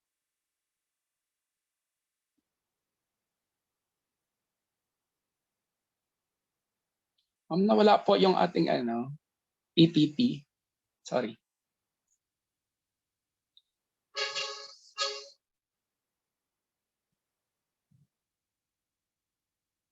Dean, yung ating PPT po. Can you still see the PPT? Nakikita Sir, niyo wala po. Wala po, sir. Sorry Wala po. po. Dean, pasensya po. I asked Dean to share it kasi biglang naubusan na yung aking yung wifi ko. Naubos na siguro yung aking data. So let's wait for Dean. Mamaya makikita niyo yung meron akong Google form. So actually, hindi ako ganun ka-techy honestly. Nitong pandemic lang ako natuto. I really have to adapt to the situation of the new normal. So ang ginawa ko talaga, of course, CMU is giving or seminars or webinars on how we can enhance yung digital literacy namin, and nagpapasalamat kami doon. And I have to do also yung initiative mo ba to learn how to prepare PPTs, how to be very creative with your PPTs, and what are to be included in your PPTs. Yan. So importante po na as teachers kailangan din nating matutunan ang mga to. Again, nagpapasalamat ako nagpapasalamat ako sa CMU for developing us, for developing our digital preparedness, no? So by offering or by introducing webinars that are designed to improve our digital literacy levels. Dean? Nasa stages of human development na po tayo. So we have learned several principles on growth and development. So pupunta na po tayo sa stages of human development. So I'll just have to proceed while waiting for the PPT to be shared by Dean. So meron tayong tinatawag na stages of human development. Of course, very aware kayo dyan. So this pertain to the number of periods in a man's life cycle or in an individual's life cycle. Although the focus of this discussion is on individuals of school age, a brief description of those in other stages of development is also given or shared in this lecture. So let's have the prenatal stage. Ito yung from conception to birth. Dean? Wala si Dean. Ay, hello, sir. Yes po. Walan daw po ng internet ni Dean. Sorry. Yan. So anyway, you'll just have to anyway, I will be sharing my lecture to you. Yung siguro, mas maganda kompleto kasi yung aking kompleto kasi yung Word file ng aking review material. To tell you honestly, I've been working for this since last year when I was told to participate in this enhancement program. So I have to read and then review and then reread again my presentation. I have to research hanggang kagabi. Actually, I sent my PPT to Dean the other day, and then kaninang umaga nag-send ulit ako ng panibagong PPT because I have still other materials that were not included in my lecture. So ganun ako ka busisi when it comes to review program kasi nakasalalay yung niyo dito nakasalalay yung inyong pagpasa sa licensure examination for teachers. And I really hope na everyone will be passing. Ang goal kasi namin dito ni Dean is and the whole the administration of the City of Malabon University is to obtain a 100 passing rate. Sabi ko kay Dean, dagdagan na natin din. Anyway, na tayo gusto nating pumasa lahat, kailangan dapat may mag-top. Kasi kung kaya ng ibang mga local universities, for example, Valenzuela, nakakapag-produce sila ng top notchers, bakit hindi ang CMU, di ba? So dapat challenge yan sa inyo na to take the review program seriously para isa sa inyo ang magiging top notcher sa susunod na licensure examination. And you have to read. Sabi ko nga sa inyo kanina, if you are not willing to learn, nobody will help you. If you are determined to learn, no one will stop you. So magbasa kayo ng magbasa. Okay? So we now proceed to the stages of human development. So the first one is the prenatal stage. So ito is from conception to birth. So the prenatal period in many aspects is considered as one of the most, if not the most important period of all in the lifespan of a person.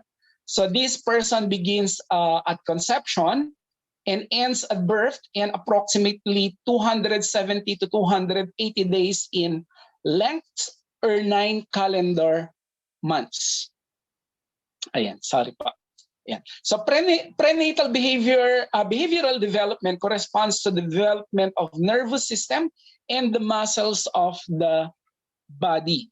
So sa prenatal period, this is divided into 3 major phases. So ito yung tinatawag nating germinal stage. This is from fertilization to 2 weeks. So this is also known as the period of the zygote. Kaya tinawag na zygote period. So zygote refers to the newly formed cell after the union of the egg cell and the sperm cell, a process of which is also known as fertilization. Cell division begins in a line no longer than 36 hours after fertilization. Subsequently, for 3 to 4 days, the zygote from the oviduct travels down to the fallopian tube and then to the uterus where the implantation begins. So yan yung tinatawag nating germinal stage, and then we have the embryonic period. So sa embryonic period, ito yata is one of the exercises given to you before the lecture, no? Etong stage na to, yung germinal was it germinal period? Sige. So the embryonic period, so this is 2 weeks to 2 months or 8 weeks. So also known as the period of the embryo. Yan. So the period of the embryo, the cell known as zygote before is now known as embryo. So from zygote, nagiging embryo na siya. So by the 14th day after fertilization, the blastocyst is already implanted in the uterus. So the umbilical cord attaches the placenta functionally to the mother. The foundations for the eyes, the ears, the nose, the mouth, extremities, upper and lower, and the digestive system have been laid on the 8th week. No? Yung long embryo weighing 1/10 to 1/5 of an ounce develops at the end of the first month.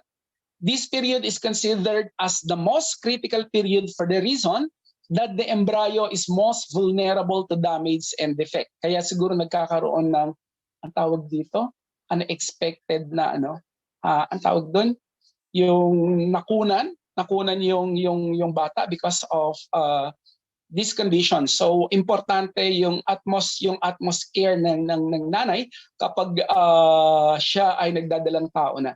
So during the first trimester, 3 months of pregnancy, almost all birth defects occur and chances are the defects will be permanent. So sana huwag naman. So that is why importanteng yung mga mother, especially young mothers, are to be educated on what to do kapag sila ay in the stage of pregnancy.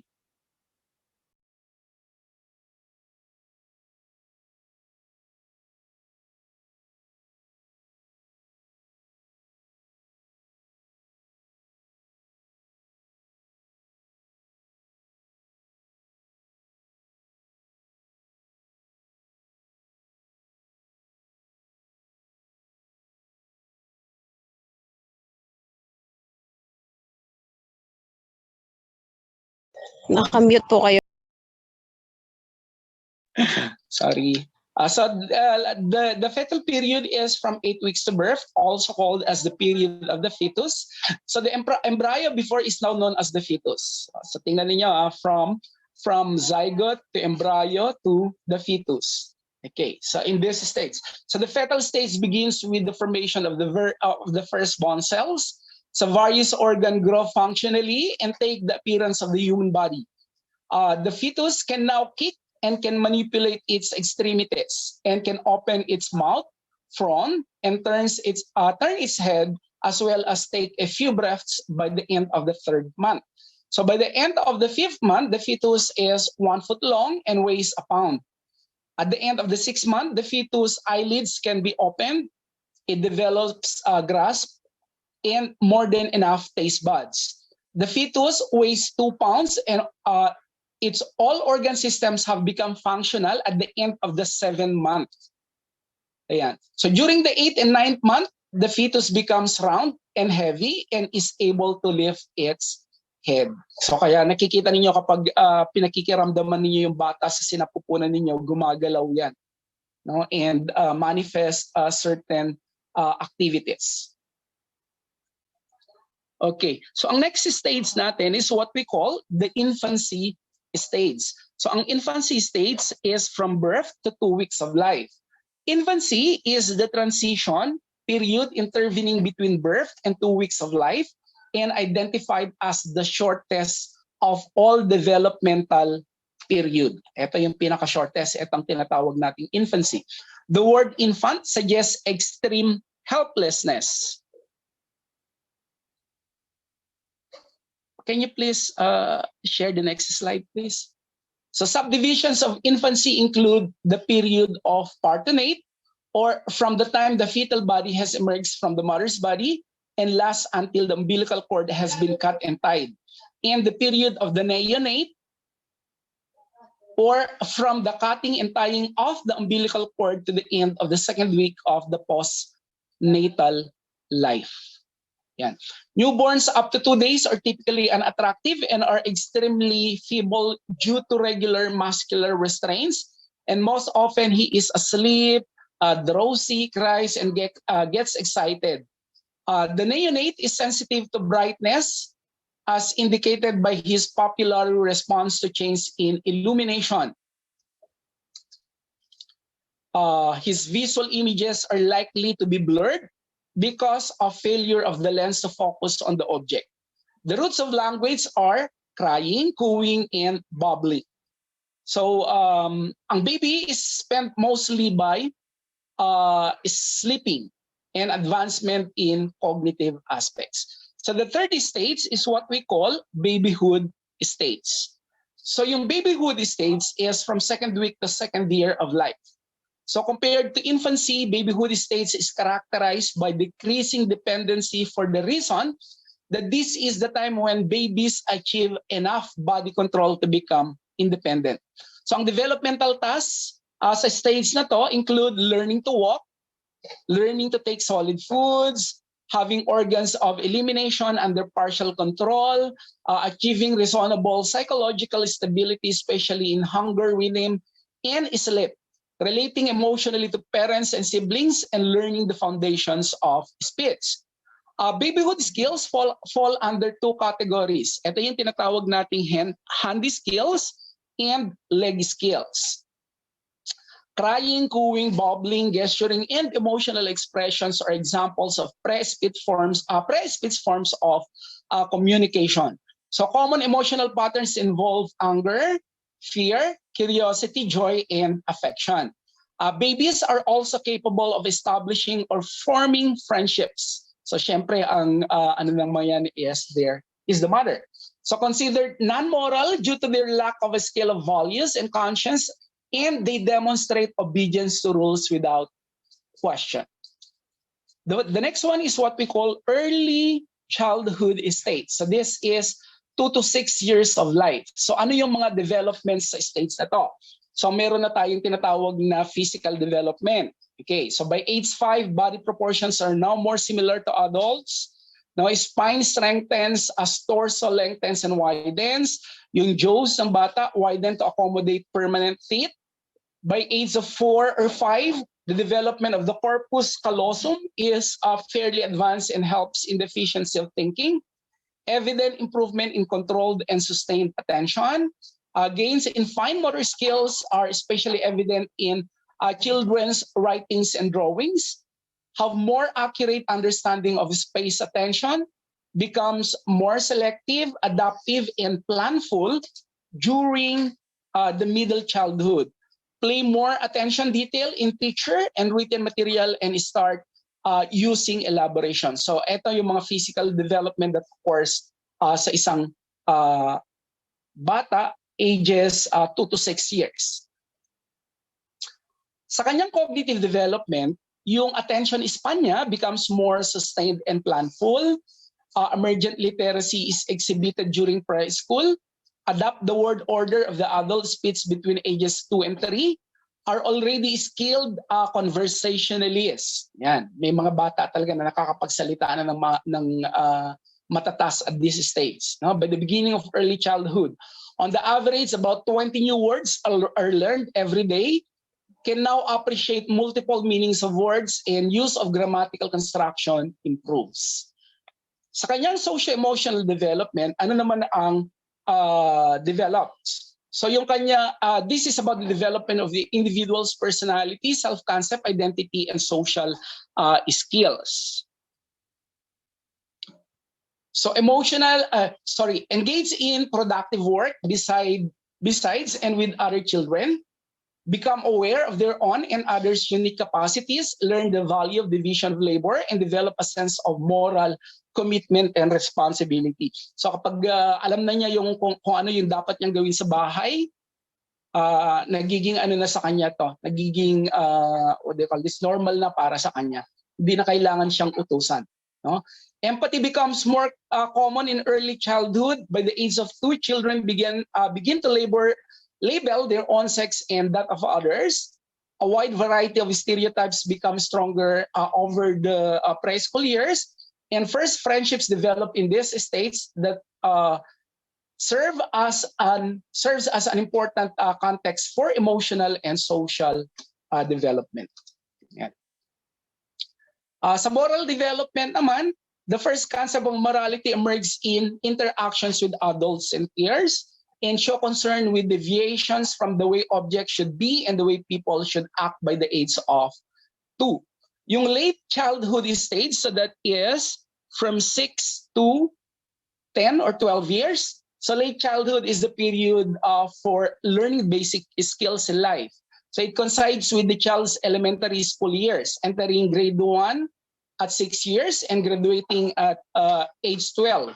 Names used to describe the stage are troublesome or troublesome age, sloppy age, quarrelsome age, elementary school age, critical period in the achievement drive, gang age, and age of conformity. So yun yung ibang mga katawagan dito sa stage na to. Okay, physical growth is at slow and relatively even rate because of the influence of health, nutrition, immunization, sex, and intelligence. Children in this stage win recognition by being able to do things.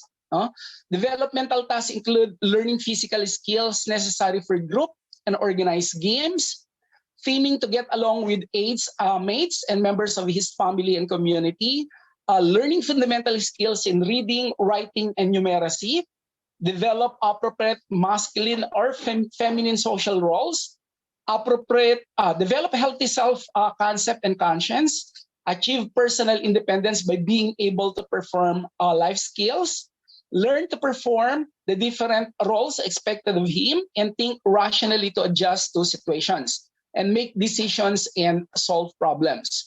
Now, there is a rapid increase in understanding in this stage and in the accuracy of concepts during this stage as a result of increased intelligence and partly as a result of increased teaming opportunities. So he learns from the neighborhood, he learns from his peers, he learns the school.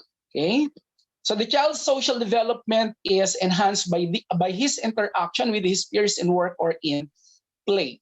Now, in resolving moral conflicts, it is necessary for the significant others now to teach the child the values of respect for others and set themselves as examples or models. So most children develop moral codes influenced by moral standards of the groups with which they are identified and a conscience which guides their behavior in a place of the external controls needed when they were younger.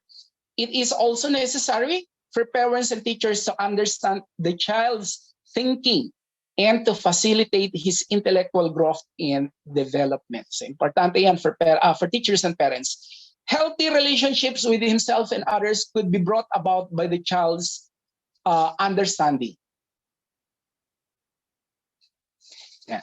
So we now have pre-adolescence or puberty stage. So that is from 10 or 12 or 13 or 14 years.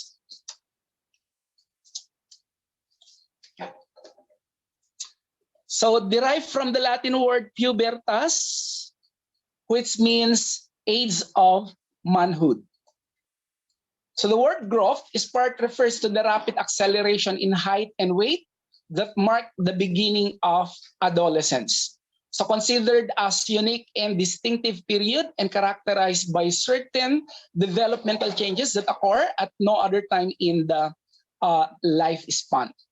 An overlapping period because it encompasses the closing years of childhood and the beginning years of adolescence. A relatively short period lasting from 2 to 4 years or less, manifested in both internal and external changes in the body with both the primary and secondary sex characteristics. Primary sex characteristics include the menarche for the girls or the first menstrual flow and the nocturnal emissions for the boys. I don't have to elaborate this. Ano tayo? SPG. Okay. Secondary sex characteristics, on the other hand, include the physical features which distinguish males from females and may be the source of appeal among the members of the opposite sex. So puberty is divided into 3 stages. Ito yung prepubescent. Secondary sex characteristics begin their development but their reproductive organs are not yet fully developed.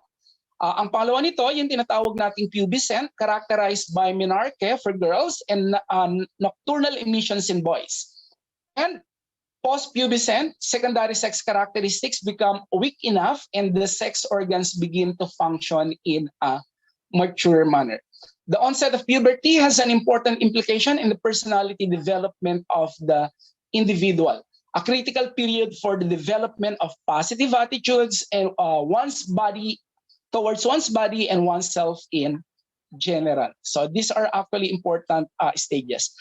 The seventh one is adolescence stage. Next, yeah. So sa adolescent stage, ito is from 13 or 14 to 18 years of life. Adolescence is the age where the individual becomes integrated into society of adults. No? The age when the child no longer feels that he is below the level of his elders, but equal, at least in rights. Yan. So marunong mag-reason out yan. Came from the Latin word adolescent, meaning to grow or to grow to maturity. So ano yung mga physical development yan? Characterized by hormonal changes, rapid gains in height and weight, sex hormones stimulate glandular secretions. There is greater activity of the sebaceous glands. Girls experience menarche. Boys experience spermarche. Girls, gains are more slow and gradual, leveling off by age 14. Boys show a dramatic spurt in strength, speed, and endurance. Sa kanilang cognitive development naman, become capable of hypothetico-deductive reasoning and propositional thought. So this is another characteristic of the formal operations stage. Attention becomes more thorough and better adapted to the demands of the task. Strategies become more effective, improving storage, representation, and retrieval of information. Metacognition expands, leading to new insights into effective strategies for acquiring information and solving problems, and has an improved capacity to vary language style accordingly. Yung kanyang socio-economic development naman, yung teenagers experience, dito na nagsisimula yung identity crisis ng ating mga teenagers. Question values, plan, and priorities is necessary for a mature identity, and identify or role confusion may occur. Sa kanyang moral development naman, idea what ought to be done, whom the needs and desires of people are in conflict also change, toward increasingly just and fair solutions to moral problems. Next is what we call adulthood. So adulthood stage, so this is your stage, 20 to 65 years of life. So the need for love and intimacy are met in adult life, becomes more fulfilling in marriage with the involvement of commitment. The need for generality through achievement. Bum out and alienation become a problem with work. Diba? So minsan, because of our desire to adapt to our new world, no? So minsan na-experience nyo siguro yung you are being alienated or ostracized. Na-outcast kayo, kumbaga. No? Moral development possesses responsibility for the welfare of others. Changes in the primary senses and the organ reserve decline upon growing older. Yan. Menopause for women and climacteric for men signify the decline of sex and reproduction. So nil na yung chance na magka-baby ka kapag ikaw ay nasa menopause stage or sa babae, or nasa climacteric stage naman para sa lalaki. Old age, so this is 65 years of life. Ayan. Composed of individuals at and over the age of 65, most of whom have retired from work. So most individuals in these late years begin to show slow physical, intellectual, and social activities. So while there is a gradual decline of cognition in older life, older people see art and nature in a deeper, more appreciative way. So kikita ninyo, gustong-gusto na ng mga lolo at lola ninyo ang maglakad, pumunta sa beach, o kaya namamasyal sa forest, no? or kaya nagzuzumba na lang yung iba. Symptoms of senility. So senility yung pagkamaulyanin, no? Which include severe memory loss, rambling conversation, disorientation, and personality change occurs because of dementia, a pathological loss of intellectual functioning.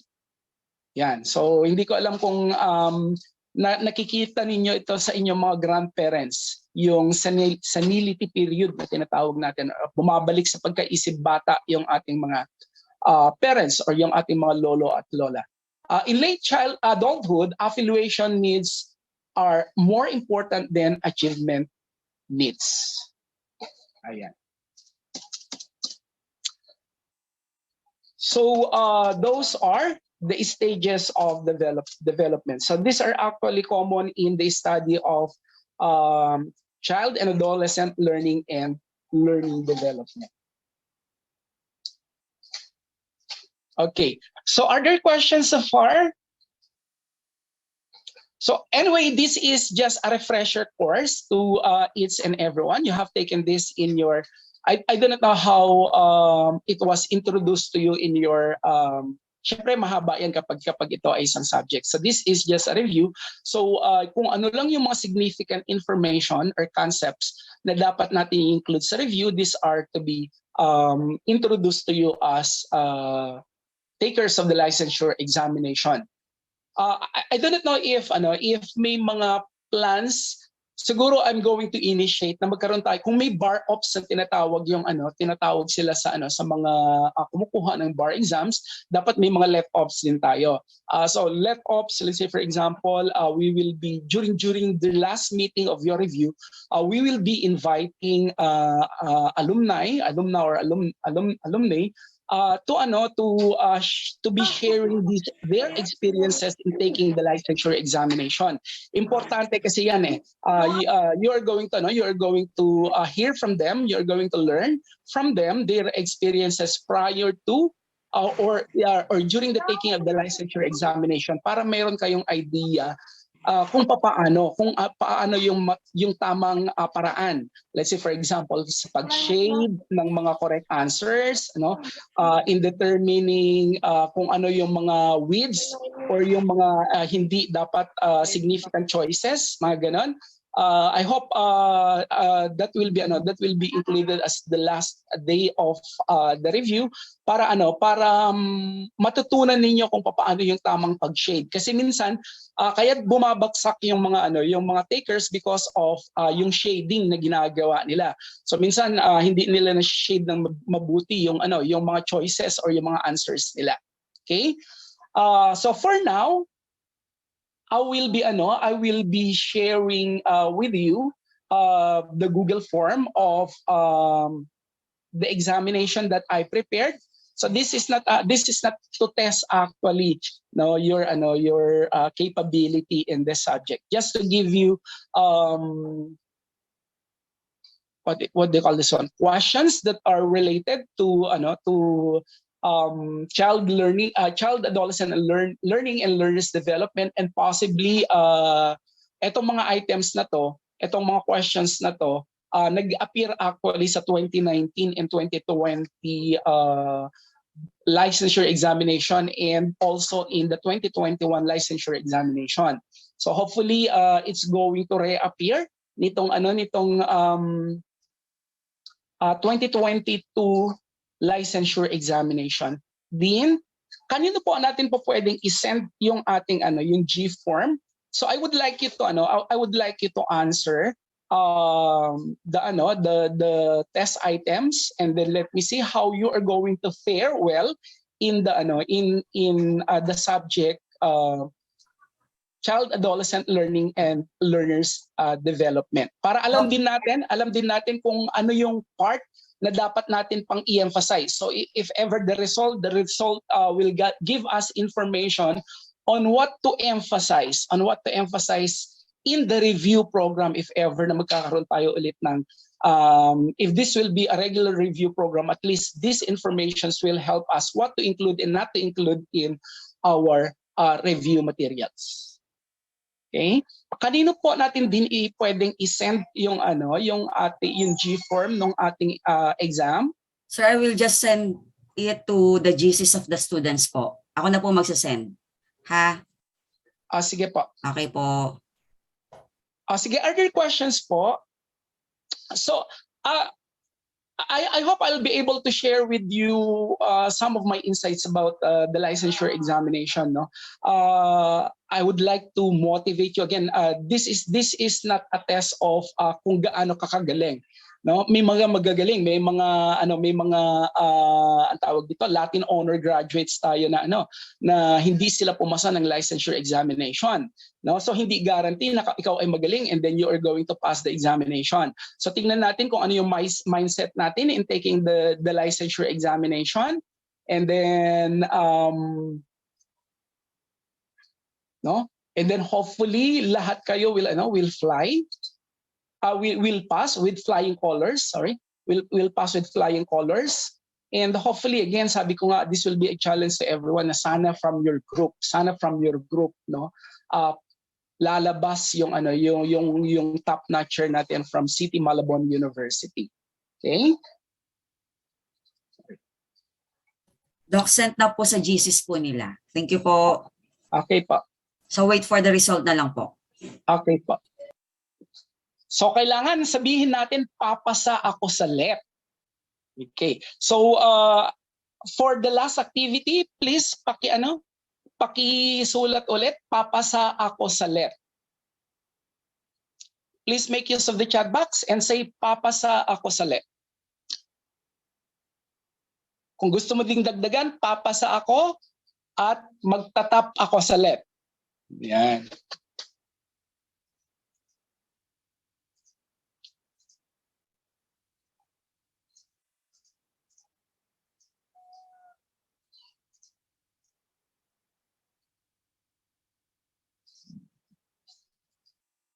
Okay, so we will be giving you enough time siguro to work on the activity, and then later I will be discussing the correct answers, or I will be giving you the correct answers kapag meron pa tayong time. Otherwise,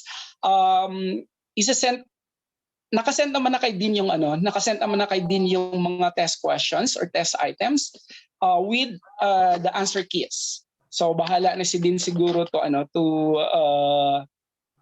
be sharing with you yung mga yung word file nitong test items na to. But in the word file that I'm going to send to Dean later, kasama po yan yung exercises na yan na in-include ko sa G-form ninyo. So actually, as Dean Joey kagabi, kagabi lang din actually. Kasi yung staff ko hindi siya nagre-reply, sabi ko pakigawan ako ng G-form. Nakalimutan ko, it was actually taught to me nung 3 weeks or a month ago how to work on the G-form. Hindi siya nagre-reply sa akin, so napilitan talaga ako na gumawa ng G-form nung exam nila for today. So I ended up doing the G-form at around 11 o'clock. Di yata. Anong oras ba ako nag-send sa inyo? Basta kahapon ko lang po siya natapos. Parang 11 in the morning before I was able to send the G-form po sa inyo. Yan. So again, it's a privilege to be part of this enhancement program. By Sunday din, tatlong subjects po ako sa Sunday. So you may change the schedule po if you want. Sige po din.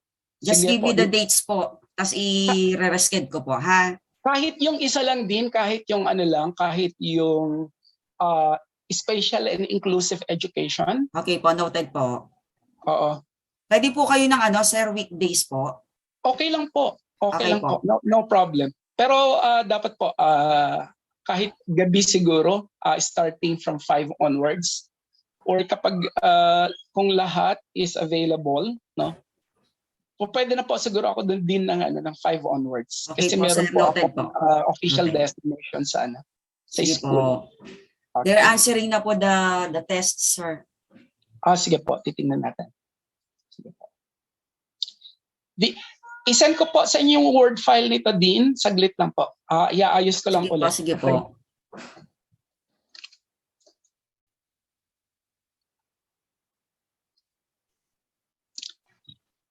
Kasi after ko nagsambales, medyo nagkasipon at nagkaubo ako. Pero wala naman po akong ano. Hindi naman po, wala naman po akong fever.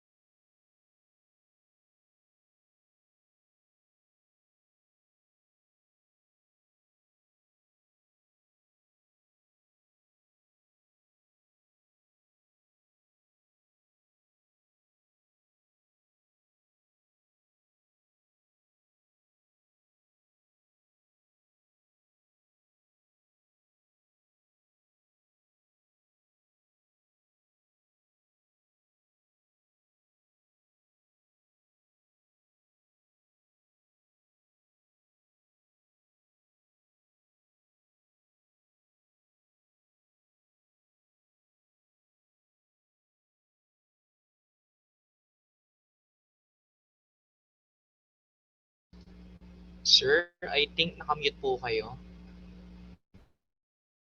So as part of the review, next week I will be giving you giving you the correct answers, no, para meron kayong guide.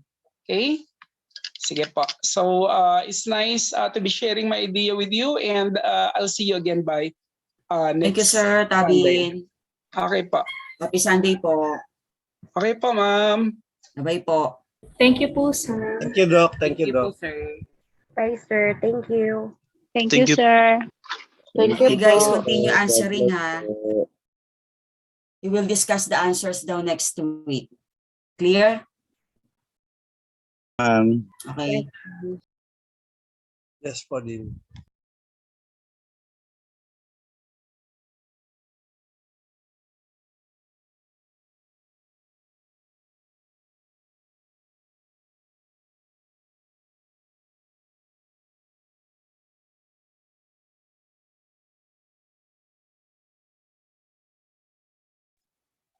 Sige po, sir.